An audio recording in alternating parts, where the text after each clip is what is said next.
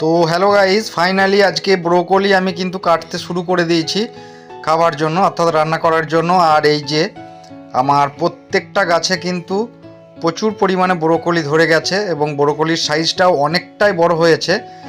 তো গাইস, আপনারা যারা ছাদে ব্রোকলি লাগাতে চান, তো আমার মতন এইভাবে আপনারা কিন্তু ছাদে ব্রোকলি চাষ করতে পারেন, অর্থাৎ ছাদ বাগান আপনারা তৈরি করতে পারেন। দেখুন, প্রত্যেকটা ব্রোকলি সাইজ কিন্তু একদম অনেকটাই বড় হয়ে গেছে, অর্থাৎ কাটার মতন হয়ে গেছে।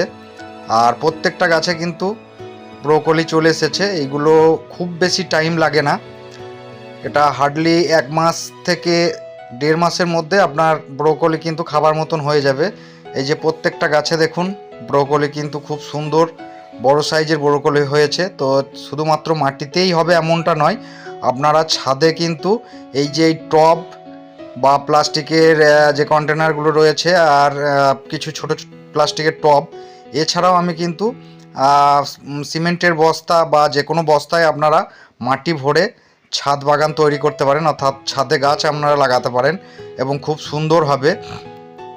আর এই যে এইদিকে আমি লঙ্কা গাছ লাগিয়েছিলাম, এটাও টবের মধ্যেই লাগানো আছে। লঙ্কা গাছেও প্রচুর পরিমাণে লঙ্কা এসেছে। এই যে লঙ্কা গাছও কিছু লাগানো আছে, লঙ্কা প্রচুর লঙ্কা ধরেছে, লঙ্কার ফুলও এসেছে।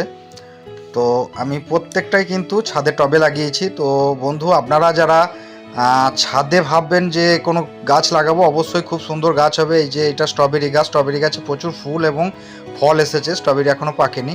আর এটা 12 মাসি আম গাছ।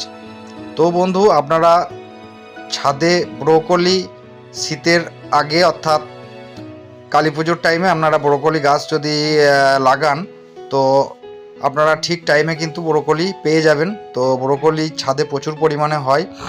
এই যে আমার অনেক স্ট্রবেরি ধরেছে। আর এই দিকটায় আমি ড্রাগন গাছটা যে লাগিয়েছিলাম, অনেকটাই বড় হয়েছে ড্রাগন গাছের, প্রচুর পরিমাণে ডালগুলো বেরোচ্ছে। আবার নতুন, এই যে দেখেছেন নতুন কত সুন্দর ডাল বেরোচ্ছে। তো ড্রাগন গাছে খুব তাড়াতাড়ি ফুল আসবে।